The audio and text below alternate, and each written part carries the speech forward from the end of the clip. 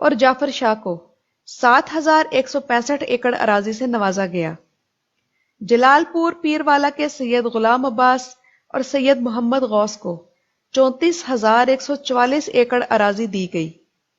گیلانی سید of Multan, جس میں سید حامد شاہ اور فتح شاہ کے نام شامل ہیں، انہیں 11,467 ایکڑ اراضی سے نوازا گیا۔ دولتانہ خاندان کے اللہ یار خان آف لڈھن کو 21,680 ایکڑ اراضی برطانوی سرکار کی طرف سے دی گئی۔ ڈیرہ غازی خان کے میاں شاہ نواز خان آف حاجی پور کو 2,726 ایکڑ اور مظفر گڑھ کے ڈیرہ دین پناہ خاندان کے ملک اللہ بخش، قادر بخش، احمد یار اور نور محمد کو 2,641 ایکڑ اراضی سے نوازا گیا، اور ستپور کے مختوم شیخ محمد حسن کو 23,500 ایکڑ جاگیر دی گئی۔ آج انہی مدرجہ بالا خانوادوں کے جانشین اور ان کی اولادیں پاکستان کی صوبائی اور قومی اسمبلی کی نشستوں پر براجمان ہیں اور جمہوریت کے خود ساختہ چیمپئن بھی بنے ہوئے ہیں۔ برطانوی استعمار نے جاگیریں دینے کے ساتھ ساتھ درباروں کے گدی نشین خاندانوں کو ذیلدار کے عہدوں پر بھی تعینات کیا۔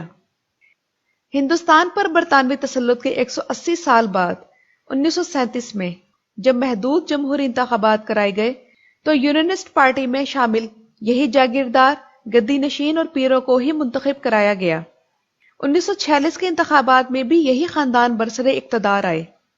جنوبی خاندان کے گیلانی، قریشی، ڈیرہ غازی خان کے علاوہ وسطی پنجاب سے Pir Naseeruddin Shah of Kamalia, Shah Jeewana of Jhang, Makhdoom Syed Ali Raza Shah of Sandhilianwali, Makhdoom ناصر حسین شاہ، پیر محی الدین لال بادشاہ آف مکھڑ شریف اٹک نمایاں تھے، اور یہی خاندان یونینسٹ پارٹی کو چھوڑ کر آل انڈیا مسلم لیگ میں شامل ہوئے اور اپنے مفادات کو پاکستان کی حمایت سے جوڑ دیا۔ قیام پاکستان کے بعد ان گدی نشین پیروں نے چاہے اس ملک میں جمہوری حکومت قائم ہوئی ہو یا مارشل لا لگایا ہو، ان گدی نشین پیروں نے پاکستان کی سیاست میں مستقل طور پر اپنا وجود قائم کر لیا۔ ایوب خان کے جمہوریت کے تصور سے لے کر ضیاء الحق کی مجلس شورا میں اسلامائزیشن تک، اور اس کے بعد جنرل پرویز مشرف کے روشن خیال تصورات کی حمایت میں یہ گدی نشین پیش رہے۔ قومی اور صوبائی سیاست میں شامل ان بااثر گدی نشین اور پیروں کے حلقہ جات کا اگر جائزہ لیا جائے تو یہاں شرح خواندگی تشویشناک حد تک کم ہے۔ درباروں کے یہ مذہبی نمائندے اپنے مریدوں سے نذرانے، منتیں اور مرادیں لیتے ہیں، اور محکمہ اوقاف پر ان کا ہمیشہ مکمل کنٹرول رہا ہے۔ گزشتہ دنوں پنجاب اسمبلی میں وزیر اوقاف نے رپورٹ جمع کرائی کہ محکمے کے زیر انتظام مزارات کی تعداد 544 ہے، اور ان مزارات سے سالانہ آمدن 1.5 ارب سے زائد کی ہوتی ہے۔ یعنی ناظرین کرام، یہ وہ آمدنی ہے جو ظاہر کی گئی ہے، اصل آمدنی تو اس سے کہیں زیادہ ہے۔ 2 سال پہلے ایک پیر نے اپنے 2 بیٹوں کی شادی کی تھی، اور اس میں صرف آتش بازی پر کئی کروڑ خرچ کیے گئے تھے۔ شاید وہ شادی آپ لوگوں کو ابھی تک یاد ہو۔ یعنی آپ لوگ اندازہ لگائیے کہ ان مریدوں اور زائرین سے کس حد تک نذرانے اکٹھے ہوتے ہوں گے، اور پھر انہیں کس طرح بے دردی سے اڑایا جاتا ہے۔ اس کے علاوہ ان مزارات سے منسلک زرعی جاگیروں پر بھی ملی بھگت کے ساتھ یہ پیر مقامی سرکاری مشینری کے ساتھ مل کر قابض ہیں، اور ان جاگیروں کا رقبہ سینکڑوں ایکڑز ہے۔ متعدد مزارات کی گدی نشینی دراصل اب جانشینی میں تبدیل ہو چکی ہے، اور یہی گدی نشین یا ان کے متولی سالانہ عرس تقریبات کا انعقاد کرتے ہیں، اور وہ بھی ایک طرح سے کمائی کا ہی ذریعہ ہے۔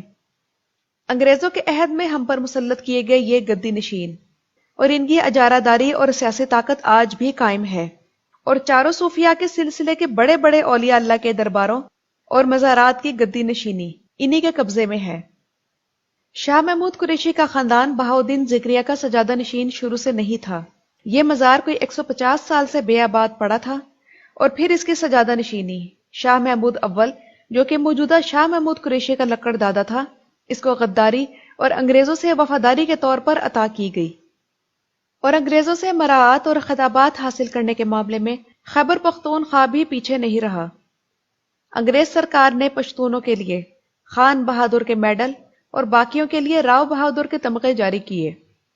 یہ تمغے ان کو انگریزوں کی خدمت کے بدلے میں دیے جاتے، اور ساتھ میں جاگیریں بھی، اور پھر مقامی آبادی پر انگریزوں کا یہ خدمتگار طبقہ جو کہ وظیفے بھی لیتا تھا مسلط کیا جاتا رہا، اور آج پاکستان بننے کے بعد بھی یہ ہم پر مسلط ہیں۔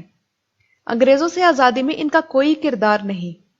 یہ تصاویر آپ کی معلومات کے لیے اور تاریخ کو سمجھنے کے لیے ہیں، نہ کہ کسی کو برا بھلا کہنے کے لیے، کیونکہ اس کا کوئی فائدہ نہیں۔ اصل بات تو یہ ہے کہ پنجاب، سندھ اور کچھ پختونخوا کے سجادہ نشین صوفیہ نہیں ہیں، یہ تو پہلے سے موجود مزارات کے قابضین ہیں جنہیں انگریز نے اپنے نمائندے کے طور پر نامزد کیا تاکہ عام لوگوں کو دین کے نام پر گمراہ کیا جا سکے۔ آج یہ سجادہ نشین بالکل سادہ لو عوام کو دونوں ہاتھوں سے لوٹ رہے ہیں۔